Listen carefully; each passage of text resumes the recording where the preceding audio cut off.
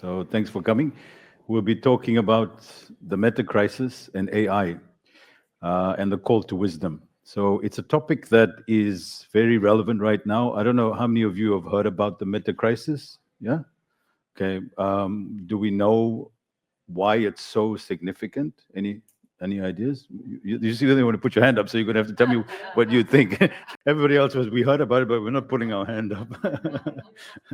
Perfectly said. So just to revise what the gentleman said, it's not one crisis; it's multiple crises that we face as a planet, and that's what makes this current situation so difficult to consider. So before we may have had overproduction of, for instance, overfishing. Right? That would be one particular thing, and then the acidification of the oceans.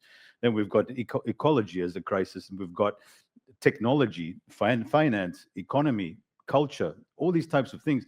And for the first time in our development as a planet, humans can single-handedly destroy our planet.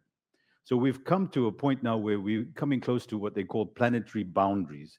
Planetary boundaries are a point where we can't go any further. So some scientists have said 60 years is how long we have on this earth. Now, I don't like the doomsaying scenario, like giving it a number like 60 years. It's like, going to the doctor and he says, you've got this disease and you've got, 20 years to live. And I say, it's a little arrogant, but at the same time, it's also giving us context of how serious this is. That how can humans? I mean, can lions ever cause the extinction of a planet? Can ants? Can anything? Trees? Nothing can, except for humans. So we've come in that situation ourselves. So this is what we're going to talk about. We're going to define what the meta crisis is, and then go into detail about what's the way forward. Like you said, Einstein said you can't solve the problem from the same level of awareness that caused the problem. So then, if we're saying, okay, we're in the meta crisis, what got us here, and what would be the roadmap for us to get out of the meta crisis, right? Or the crisis that we're in, or can we, in fact, get out of it, or have we become too much in old autopilot and there's no way out? Because a lot of people were saying, and one of my so there's a few people that are very key thinkers in this time, and I'll give you a couple of names that I reference. So the reason why I reference is the presentation I did originally was called Leading with Wisdom, and it's my keynote, and I deliver this in multiple places all over the world. It's to the leadership world. I come from the corporate world. I come from the leadership world, and the place I speak the least is in South Africa, actually. So I'm speaking mostly globally. But one of the organizers of the event, Fadia, said we need someone to speak, and I just happened to be coming into Cape Town the next day, so I said fine. I'll come in, but I just came from Slovenia and I did a presentation there, from Australia, from Thailand. So South Africa and the developing countries are unfortunately many steps backwards. So the South African industrialists and economists and psychology of the people, they're still trying to become rich and famous and get so much power and so much money, right? And that's what got us here in the first place. Okay, and of course, if you look at the Western developed countries, they've mastered the art of consumerism, capitalism, taking as much resources as possible for private gain, right? And that's what has got us here. So it's nice to be able to talk about that. This particular conference is interesting because we're talking about compassion, and what I see different at this conference is a lot of holding hands and staring into each other's eyes, which I'm like, well, that's because I don't see that. In most conferences, you go to the corporate world and it's one look, how's it going? And then no body contact, nothing like that. And this entire event is people connecting, which is like, it's how we used to be, right? Now, eye contact is this thing that we have to avoid, right? I mean, like, that's so stark contrast. Like, South Africa, we still have that, generally speaking. But like in Australia, like when I'm in Sydney, it's like I walk right up to the person and they and they can see me, but it's this look, and they just, as they come close to me, they look down, and I'm still looking, going, hi, like I'm a human being, right? And I think that's a warning sign. To me, that's a real warning sign that we're facing some major issues if we can't look at each other. What are we avoiding? What don't we want the other person to see in us? And maybe we don't want to see what's inside ourselves, right? And that's the whole difficult situation. So we've got a lot of work to do. So I'm going to so I mentioned a couple of the authors. So Daniel Schmachtenberger, that's how you pronounce his name. He's yeah, Schmachtenberger.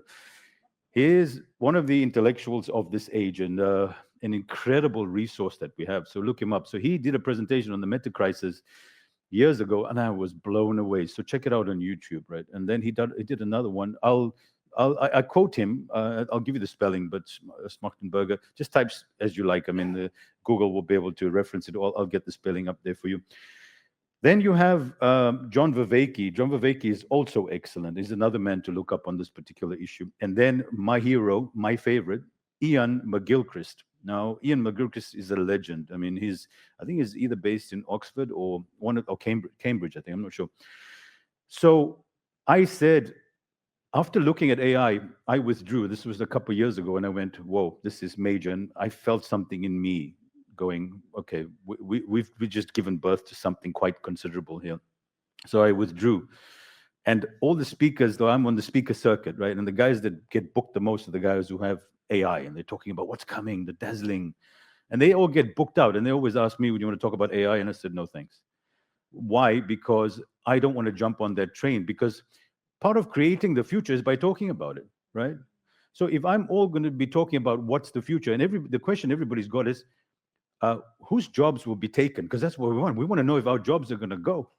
But actually, are we living as if though our entire existence on Earth is to have a job? Because that tells us that our priorities have changed. We're not here to live on planet Earth. We're here to make money, to pay bills, to end up with a couple of dollars or rands in our pocket. For what? Like, don't we get the trap of this whole thing? Right. So if we lost our jobs, the more important question is, now that I don't have a job, what am I actually doing here on Earth? And I think if we realize this crisis is perception crisis. So I'm the author of this book that you see in there. It's called the Moo. It's got a very funny title. Moo that's the symbol that you see there. I went on my journey to discover myself years ago, and so Moo is the Japanese word for nothing. So people say, "What's your book about?" I say, "Nothing."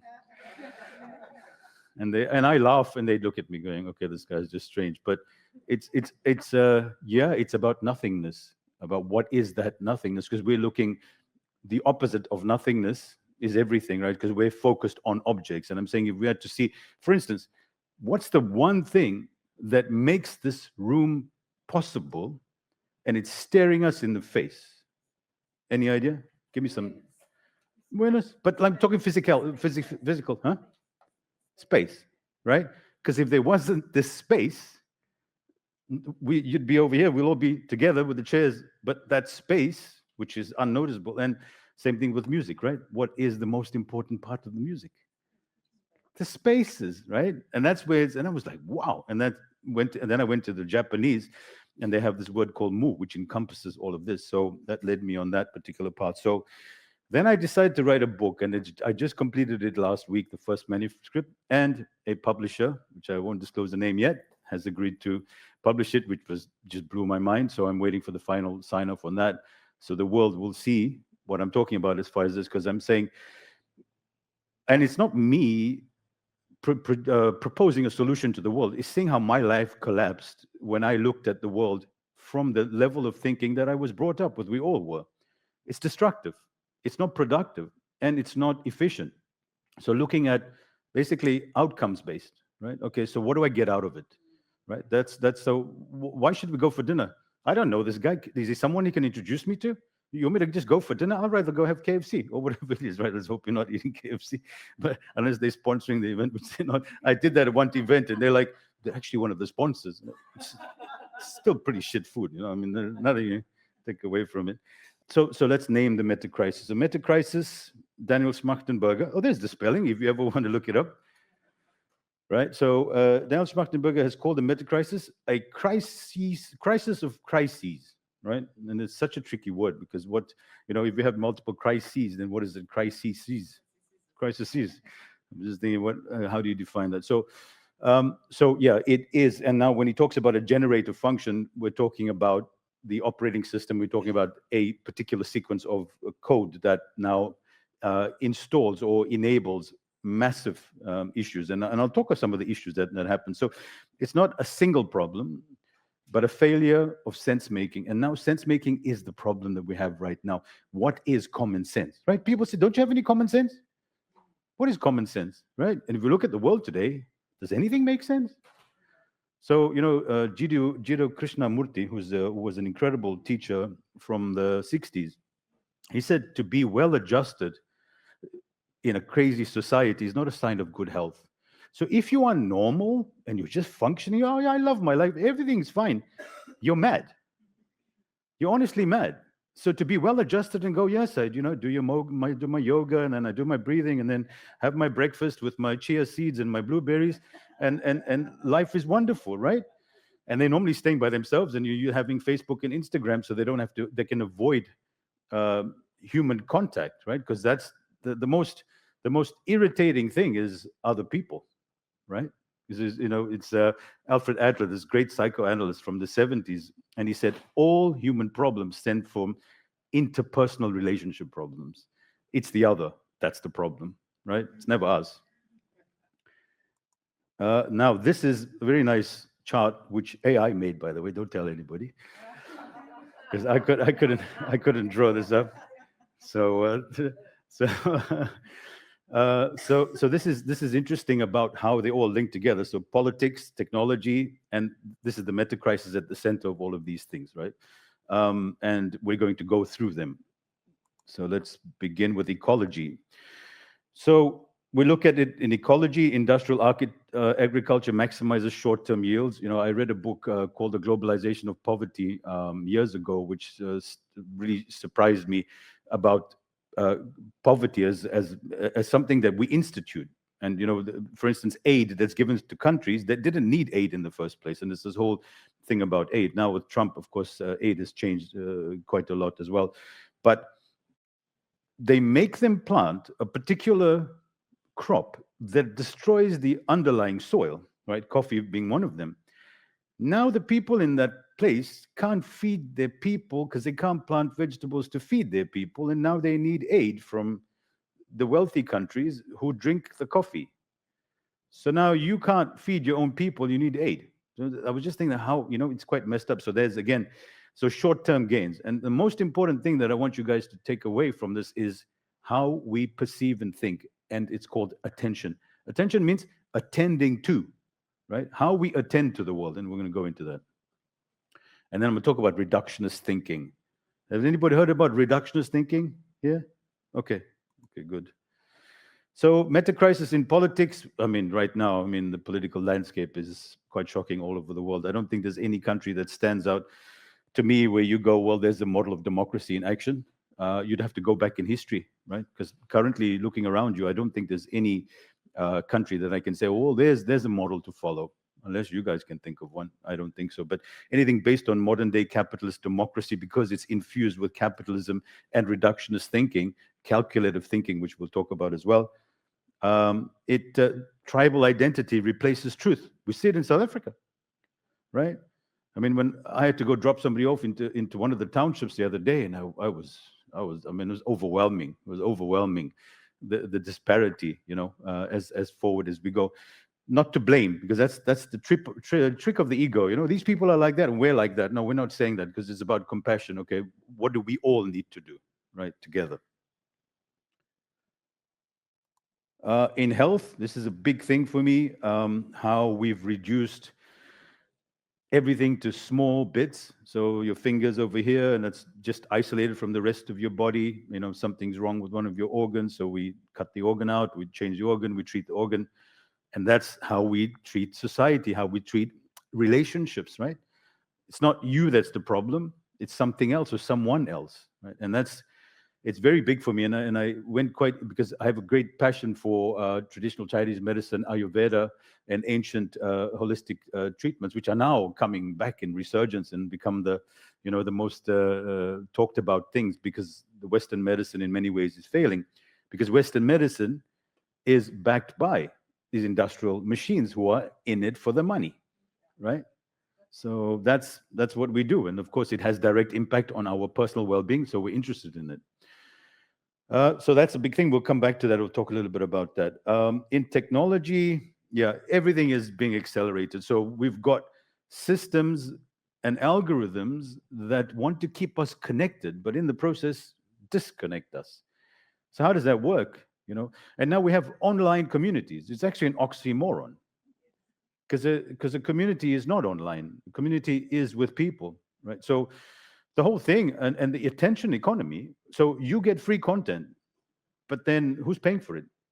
Because these systems run on electricity, right? So who ends up paying for it?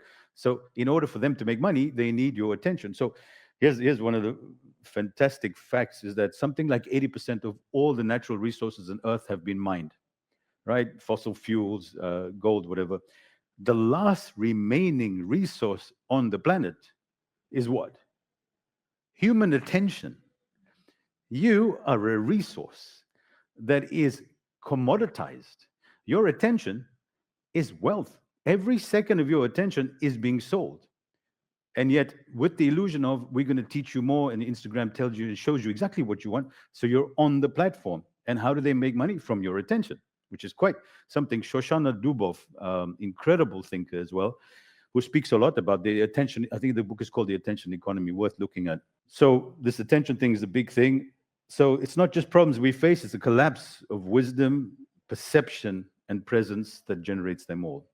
Okay, so it's a collapse of that. So what caused the meta crisis we're in? Partly, I always say partly because you can't be so sure about yourself. Even those people talking about, oh, we got the solution, this was the problem. I'm saying part of the problem was the way that we attended to the world, right? Our perception, our priority, and our values. But you can't sit up here preaching what you think is a better solution, because then you're in the same trap as everybody else, because they're saying those are the bad guys, they did it wrong, this is the problem. Actually, we don't know what the problem is. We don't know what the solution is. It doesn't actually work like that, because that's linear thinking. Linear thinking, identify the problem, fix the problem, and the whole thing gets solved. And we see this in leadership every day. When I speak at leadership workshops, it's this, identify, destroy, and replace. It doesn't work like that. Neither does it work with the human body or in relationships, right? So this is the thing about AI. Okay, so we talked about the meta crisis, but AI is the mirror of the systems that we created, that created the meta crisis. So if the meta crisis is the fire, AI is the accelerant. So it's like, why is that? Because whatever this type of thinking produced, so if you've got a crazy idea and you say comes for extraction, profitability, I can have more. How do I get more? And you get 10 people together, you go, whoa, we can all work together. And that's the beginning of global banking, right? In many ways. But now plug AI into that and generative AI and say, could you show me how to do that, right? And I don't know if you heard about the paperclip maximizer, but it's the man from Oxford who said a scenario about paper clips. You can look up the paper maximizer. It's a scenario that talks about all the time. So if we said we want to just produce as many paper clips as possible, and we take everything and convert it to paper clips, the whole planet, and we need someone to be able to do that, AI could do that for us. But then where would everything else go? Because one person would say, I want to do this. So that's where AI can really, cause the problem to get much worse. But then when you bring in AGI, artificial general intelligence, which is the next level. So now, currently, we don't have general intelligence. We have local intelligence, which means that it can't think and perceive and act independently of humans. But when AGI comes on board, it can go on its own.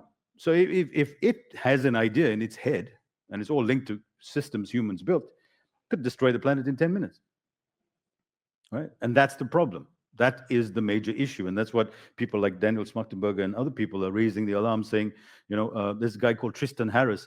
Do you remember this movie called The Social Dilemma? It was on Netflix about so he created one called AI Dilemma. If you've not seen AI Dilemma, you must.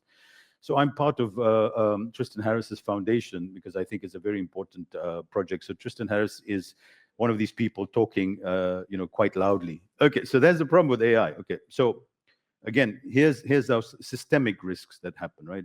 Economics, AI drives faster than humans and can oversee systemic risks. So if we have systems that can execute trades in nanoseconds, right? We've seen this now, global trade.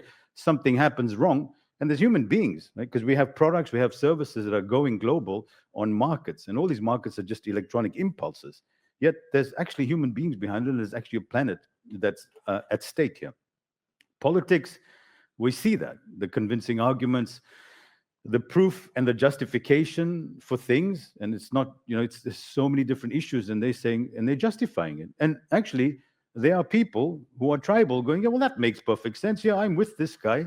Kill them all, or remove all the donor funding as they decided to do, all over the world. So that's then causes all sorts of issues. And then ecology.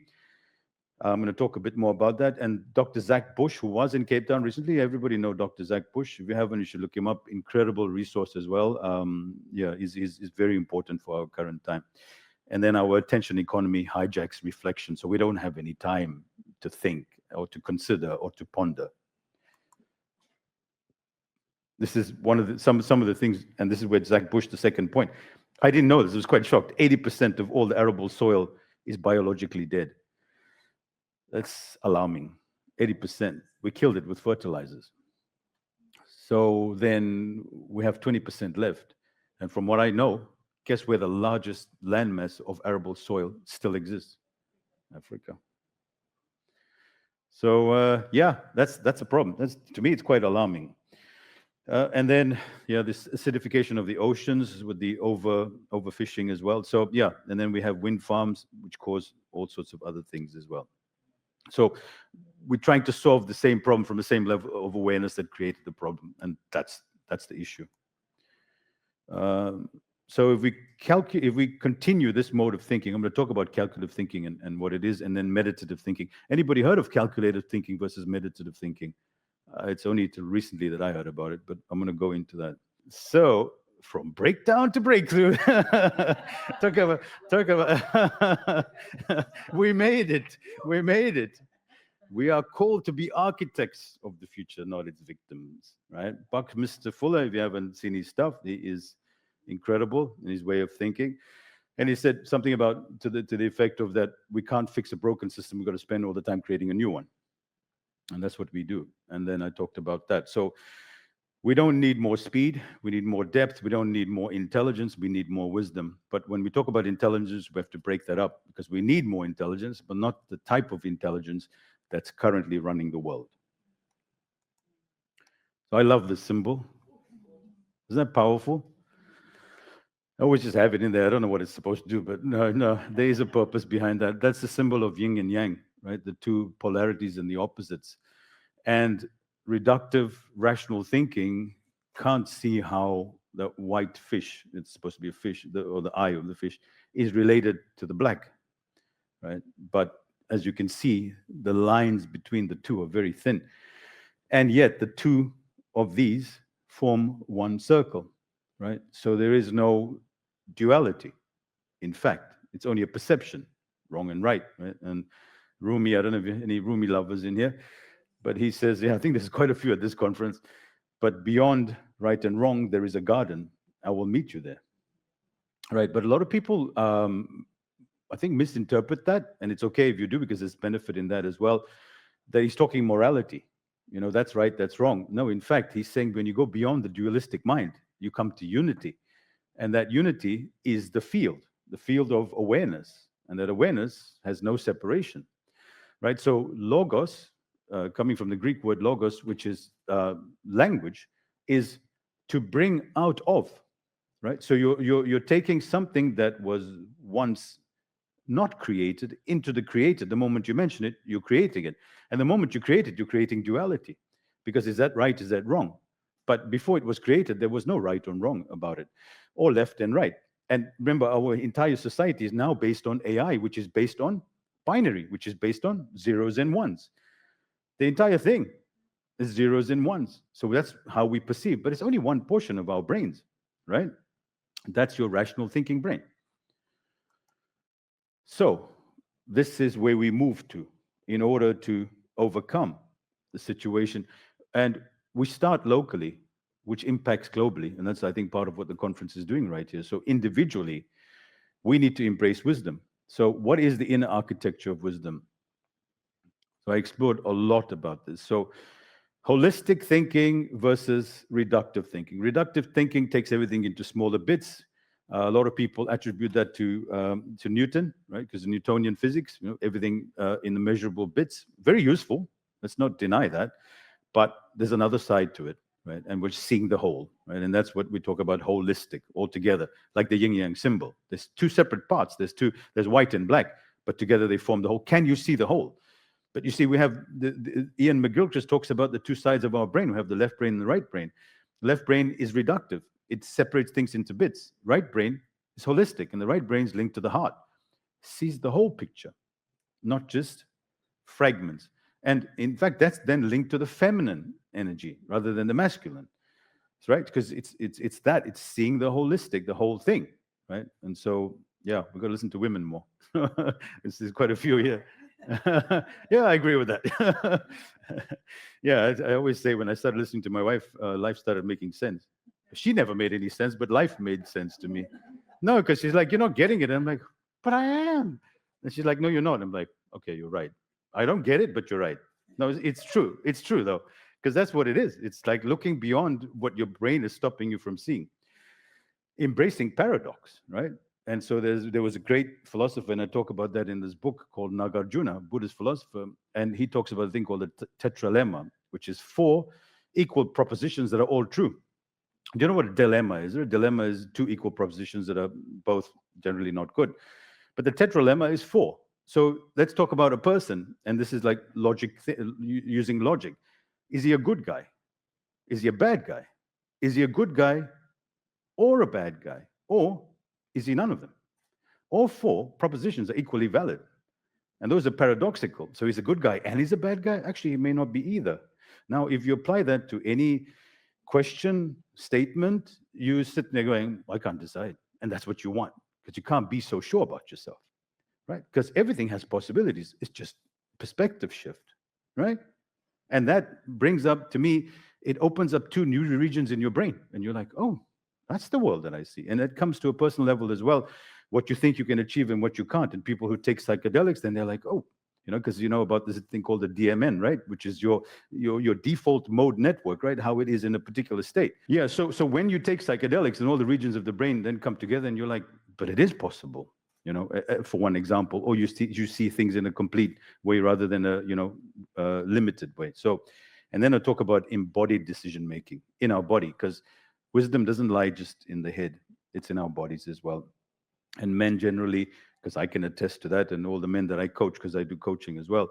Yeah, we live in our heads. We don't know about. We've got a body attached to the head. It's like, oh yeah, where did this come from, right? And women are very much in touch with their bodies, and it's something that I had to learn, and I'm still learning. But it's a very important aspect. And sometimes the only time you listen to your body when it starts screaming at you, and you're like, well, what's that pain, and the body shouting at you, screaming at you, saying you're not listening. So yeah, it's really important. And in corporate boardrooms, yeah, they don't use their bodies. Right? They're not aware of it. But if they were, and that's what I talk about in depth in my book, how someone sensed something, intuited something, knew something. And we're in a time right now, we're talking about the soul or sensing something is one of these terrible conversations you can't have, because this doesn't make sense. It's not practical. I can't see it. I can't measure it. And that's a problem. That's a major problem, because then we can become entire AI robots, right? Because AI doesn't sense, doesn't intuit, it doesn't feel grief, it doesn't have consequences. It can make decisions. And so now they've got this thing called AI CEOs, and you can actually appoint in a company, and they have virtual companies run inside AI networks with an AI CEO, and the CEO can say, get rid of all those people right now. Why? Because they're reducing profits. But what about their families? AI doesn't care about your family, right? But remember, AI is not AI like this thing, right? Someone developed it, and someone runs it, and somebody codes it. Right? And those are the people that Tristan Harris is calling into account, people like OpenAI and these other guys who have a major responsibility. And the more we use their products without considering what we're getting involved in, the more they can do whatever they want, and they will become the single most powerful people on the planet, right? And power is one thing, but control of our lives is not something we want to give away so easily. So it's each individual has to consider that. Okay, let's go through a little bit about holistic thinking. I don't think anybody here, the little thing in the background there you see with the figures is meridians, right? And if you look at modern medicine, chakras, energy centers, they discard all of that. They're like, it's all rubbish, right? But then people like Joe Dispenza are actually using those things in his things, and they're getting these miraculous instant recoveries.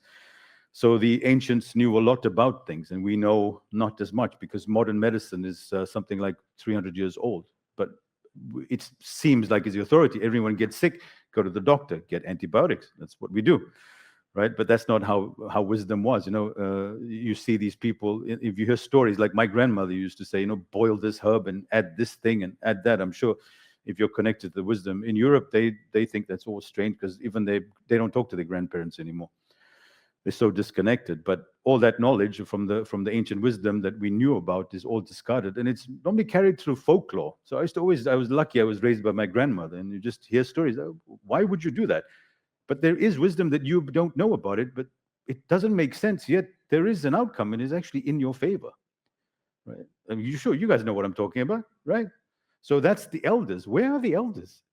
It's like the old people are just discarded. It's like, I mean, why get old then? And everybody's afraid of getting old now, right? Everybody's on the biohacking. Everybody wants to be 25. Nobody wants wisdom. Nobody wants knowledge. Because why? Nobody wants to hear what they have to say. Because we're only here to help ourselves, right? Because that's reductive, me world. So everybody's stressed and everybody's having panic attacks and everybody's spending, 3 hours taking care of their wellness. For what aim? If you're well, what do you do with the wellness that you have? What's your obligation to life? Is there one? People don't seem to think so, right? I know in this room and the people at this conference, it's definitely a different theme, because we're talking here about compassion. So this is a story that I narrate in my book. So my daughter, one day I came back from a hectic meeting, and then my daughter had all her crayons and her glue on the ground, and she created a little world of her own on the ground. And she said, Abba, look, here's a world. And I kissed her on the forehead and I said, oh, that's really nice. And I'll come back. And so I went back.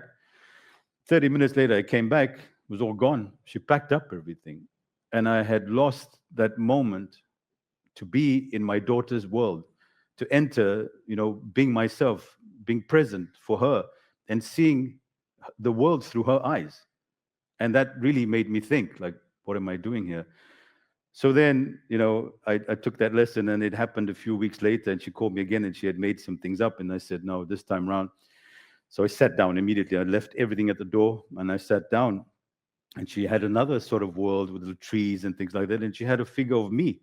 And she said, look, that's you. She said, but not the work you, the real you, the one that sees everything. I don't know where. I mean, she's 9, but the stuff that she says, I'm like, where do you come up with this stuff?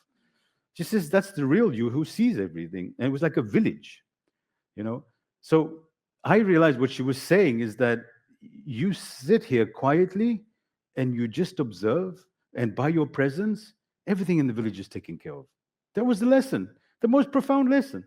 And I missed it, right? Because I'm thinking in my head, what's the purpose? Yes, she's playing me feeling guilty. Oh, yeah, that's lovely, even if I have to fake it. But actually, it was a message from the divine saying that you don't have to do anything. You just have to become more still. And that's what I teach leaders, like be present, listen to what's going on, instead of acting. So that was very important. That's meant to be me, but that doesn't look like me because of the long hair on the other side. I couldn't find anything more useful. Have anyone heard of Indra's net of jewels? You have? Well, very, very up-to-date people here. Not many people do. This blew me away. I have a whole chapter in the book. Because this was the interconnectedness, right? I'm sure you heard of the butterfly effect, right? Butterfly flapping its wings in Mexico causes a weather pattern in Florida, right? But it's a real thing, right? So the interconnectedness of everything. Yeah, and that one jewel reflecting on another jewel to infinity, which is quite something. So if we look at our actions as in isolation, we're not in isolation. But that's also very powerful, right? Because you were talking about feeling down. You change your energy, you feel empowered and say, I'm turning my laptop off, or I'm keeping my screen off, or I'm going to get the family together, we're going to have a meal. I realize it's in the simple things, because I could give you these profound things, takeaways. Like a friend of mine said, they always say, okay, here's the key takeaways. You write them down. Go home, turn the TV off, tell the kids with all loving kindness, if you have children. If you don't, go have some children.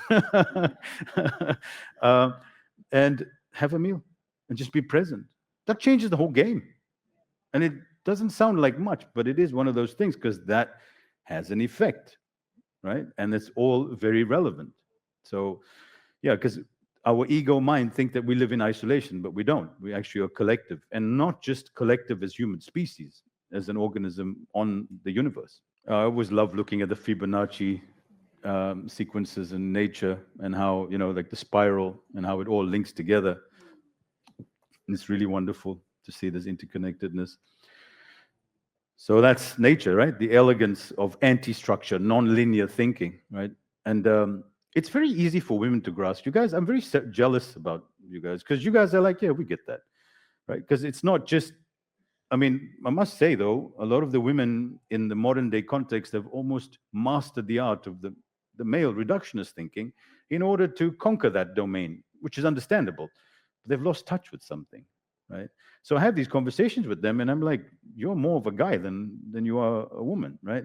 And I'm not saying it's now, don't label that, okay, well, that means fragile and that means weak and all the rest of it. I'm trying to think more like on the feminine, looking at everything, because if you look at yoga, you look at Chinese medicine, they're all talking about the feminine energy, right? You've got the yin and the yang. It's not one thing. But if I'm only engaging the world with my male energy, or from reductionist, rational brain thinking and power and control, we can't get anywhere as a planet, right? So, but we have to be careful. So you can't generalize and say all women. It's women who basically in touch with their true nature. And I think a man who's in touch with his true nature regards his feminine energy as much as his masculine energy, right? I think there's a talk about here about men and right, right.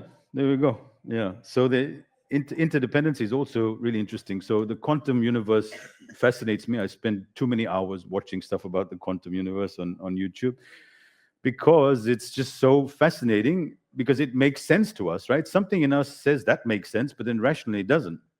The non-linear approach and the togetherness of everything, particles being, across space and time, and still linked, and all sorts of things, a double-stepped experiment.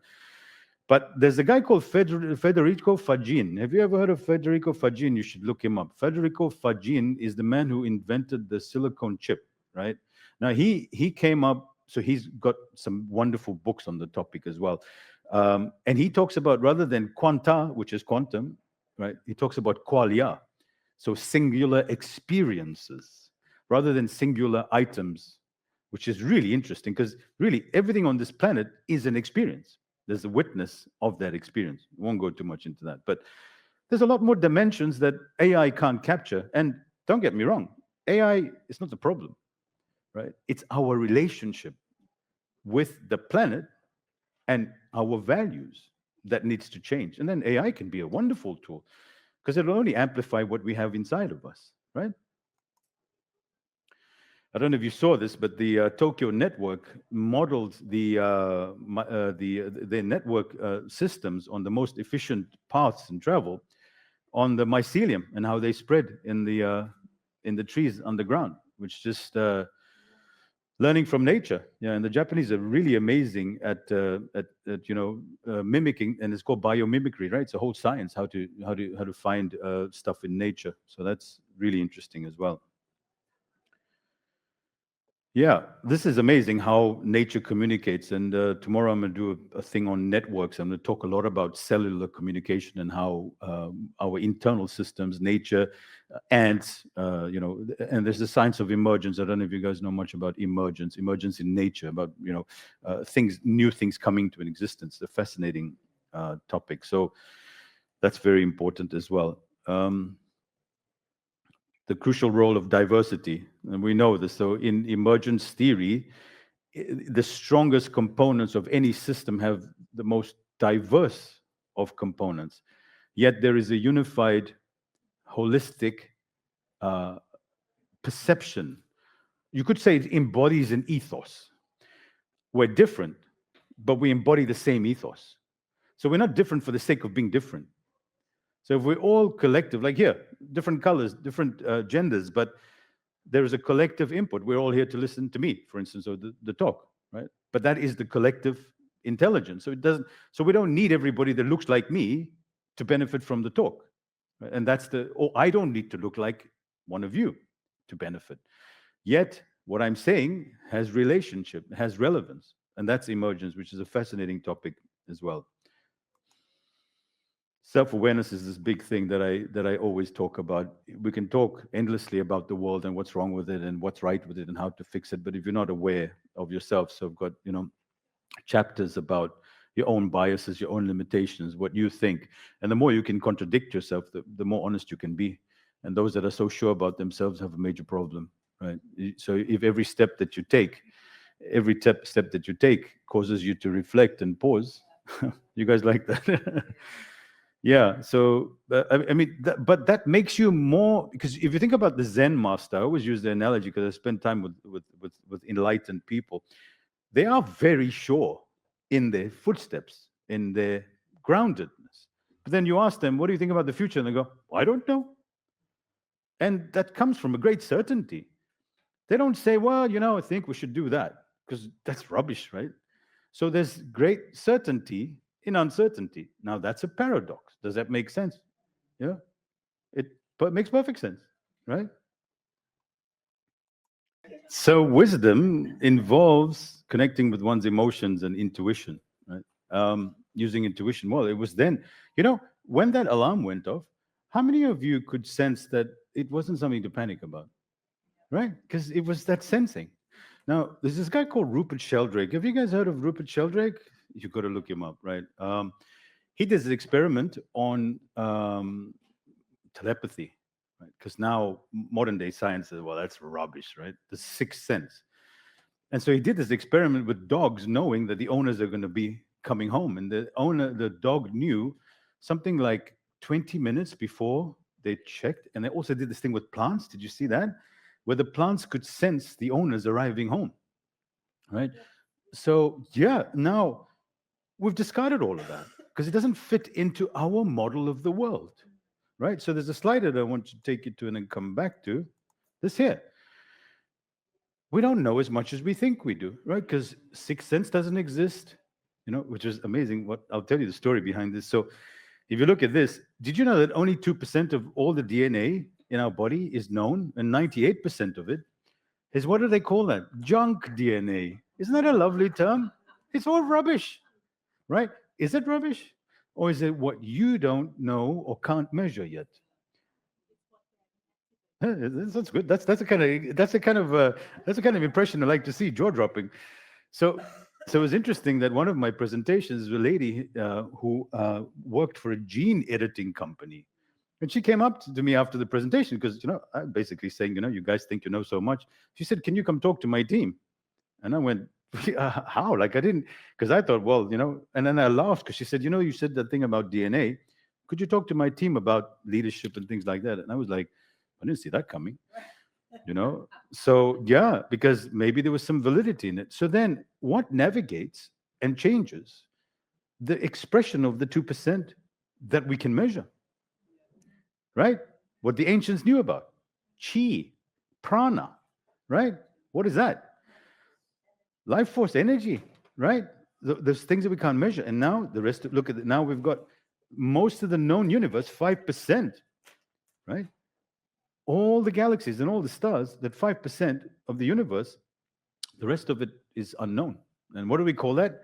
Dark matter, black things, black holes, dark energy, right? Because we can't shine light on it with our limited instruments, right? And that's the other thing. And by the way, the thing about what controls the other 2%, that's now the science of epigenetics, right? Environment, right? And other factors that talk about gene signaling, which is now, basically protein expression, which causes the DNA signaling. We're on the cutting edge of using modern day equipment to understand what they understood 6,000 years ago. In the Ayurvedic traditions, that is 6,000 years old. They spoke about this whole thing, right? There isn't any isolation. And it actually has real world implications. It's not something that belongs in a, a wellness conference. It applies to our everyday lives as well, right? Um, and that's what is empty space, and that's my book Moo. Why I went into that. So back to where I was. Um, 10 minutes left. Wow. Okay, so we're in good time. Um, just have you seen Dune? I'm sure everybody Dune the movie. If you haven't, you should watch it. You haven't? No, you have to. Dune is a science fiction movie, but based on a novel, very big book, but about the future, where they decided as a people to discard all machines, and they only relied on human intelligence. And so I call a lot on that thing. So they had to perfect and master intuition. So they used to have human calculators that could calculate ridiculous numbers. You must watch Dune. It's just, because reading the book, since we're all lacking attention where we shouldn't be, but it's a lot of time. But the movies are splendid. So yes, human technology. We talk about artificial intelligence technology, human technology. These are human technology. Empathy, compassion, wisdom, intuition, instinct, insight, right? And a lot of the words start with in. I like the word intuition because where is it? In, right? Inside. And that human intelligence needs to be understood, not as rational brain, left brain thinking, but as holistic, thinking. And then we spoke about, I said I'm going to come back to meditative thinking. So Heidegger, I'm not sure if you heard about Heidegger, but Martin Heidegger from the 70s, um, incredible thinker, talked about the two modes of thinking. One mode of thinking is called calculative thinking. So you look at the forest and say, what can I get from this? Right? I can get trees, I can get toilet paper, I can get all those things. And then meditative thinking, you're seeing the forest for the forest. So you're looking at another human being for the human being that doesn't have a purpose, that has a calculative, reductive, extractionist approach. So why are we here? Anybody know the answer? Yeah, why are we here? Why are we here on this earth? See, because as soon as you do that, which side of your brain fires up? Right? Because there's a part of you that knows the answer, but you don't have to think about it. Because you know why you're here, but it's not. Now you've got to go. Oh, why am I? Oh, well, how do I explain this, right? Because there's something in you that senses, that knows why you're here, right? But then if you answer the question, if you want a particular answer, there isn't one that makes sense, right? Or do you have an answer? Tell me. I don't know. Hmm? Joy.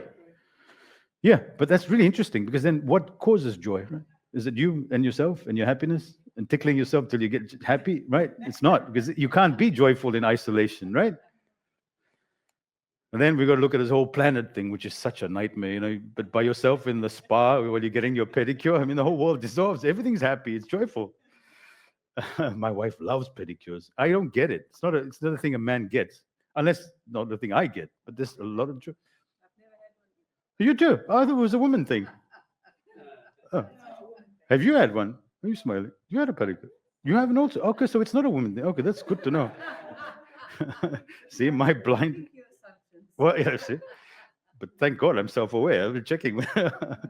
So you know the difference between foveal vision and peripheral vision. One is focused and looking at an object, and peripheral sees the object around. When you engage peripheral vision, you're engaging your subconscious mind. When you're engaging your foveal vision, you're engaging your conscious mind. So when you're looking at someone, and I do this in coaching, I teach my coaches, I've got 7 coaches under me, I say, engage peripheral vision. So I'm looking at you, but I'm also not looking at you, I'm looking around you. Now I'd like to do a quick exercise. The person next to you, look at them and engage either looking at them or looking around, but still looking at them, and see if the other person can guess correctly if you're looking at them or looking around you. So, do you know what I mean? There's an example. So look directly at them, right? Now, when you're looking at them, you know what you're looking at. You're either looking at them or you're looking around, but the eyes don't change. But there's something in you that can sense. Now, tell them which one you're looking at.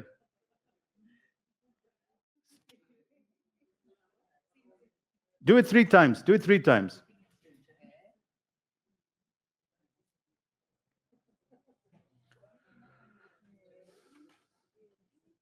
Okay, results. What's the results? How many times? You too? How many times did you get it right? Once. Well, that took a while. Did you get it right? Did you get it right? She did. See, you sense that, right? You guys? Okay, so look at me. Look at me, right? Look at me. Am I looking at you or am I looking around you? You got to sense this because it looks the same. Am I looking at you or am I looking around you? Just choose one, just based on intuition. Take a guess. What's the letter? Okay. You're too rational minded there, see? You got to get in touch with your intuition. What about you guys? What did you figure out the exercise? You got it wrong. But you understand the exercise. Okay, because you're just sensing, because my eyes are in exactly the same location. But like if you look at this versus looking at everything around, your eyes are exactly the same location, but there's something in me that can sense. And it's about 70% accurate. Like a lot of us don't even know that. You find people talking at these conferences and these talks about intuitiveness. But then you actually can tell they're actually not being intuitive at all because they're being very rational. And I know when I'm being rational, when I'm being intuitive. But that's good. I mean, you're right in what you're saying. This is why, right? Because I was actually connecting to you, right? And you're explaining that connection. But what we have to realize is that language is secondary. It's not primary. Feelings are primary, right? And a lot of us think that because we've understood you, that I've actually got you. You didn't get me. You didn't get me. And that's very important for me. You have to be able to get me. You guys know that. You're like, oh yeah, you're right. You're like, no, I don't want to be right. I want you to get me, right? It's to be felt, and that's what is very important to me in a lot of these talks that I give as well. I want to be felt, and I want to feel my audience rather than me delivering a talk and then going home. Then I wouldn't be nourished by it. A friend of mine that's here today, he said he read something amazing about what authenticity is. He said authenticity is that you say something that you believe to be true, that it's so strong that the other person believes that what you believe is true. It's not the truth, right? So you live it so strongly. That's authenticity. So it's not really convincing. It's becoming so convinced about your belief that the other person is so convinced about your belief, and then they're convinced in that authenticity. But it's tricky, right? Yes, absolutely. Sometimes, but sometimes you know what? Like I get the wrong pitch, then I turn up there, and it's not meant for them, right? And then I just change my tune. I don't waste my energy. I don't, because if you're not going to connect and you didn't sign up for this, and that's why I choose my gigs very carefully. Because if they want to talk about productivity hacks, go to the other speaker. No, I'd rather sit at home and watch Netflix. But I'm not going to go, sit there just to get paid and talk about stuff I don't want to talk about because I got to protect that energy of mine. Wow, I'm really efficient today. Got 10 seconds left. Normally I go about 20 minutes over. I like going over. It's non-linear thinking. So there we go. I'm not going to read the slide to you. You guys can read that, take a photo of it. Main takeaways. Oh, you missed it. Oh, I'll tell you that if you really want to know. Use technology to be our servant. The Master and His Emissary. Beautiful book. Ian McGilchrist, right? The Master and His Emissary. Left brain versus right brain. You guys are quite clued up. Heads shaking in here. So, yeah, those are some of the authors to look up. And these are the main takeaways, which we've spoken about as well. If you want to take a picture of that, you can. And lastly, if you want to scan that and get in touch with me, I'm on LinkedIn. Then you can connect with me on LinkedIn. Since you're such a small grouping, I'll probably accept all the requests. Normally, I'm just like, no. We're in. You're in. Thank you so much, you wonderful audience. Really appreciate it. Thank you. Thank you very much.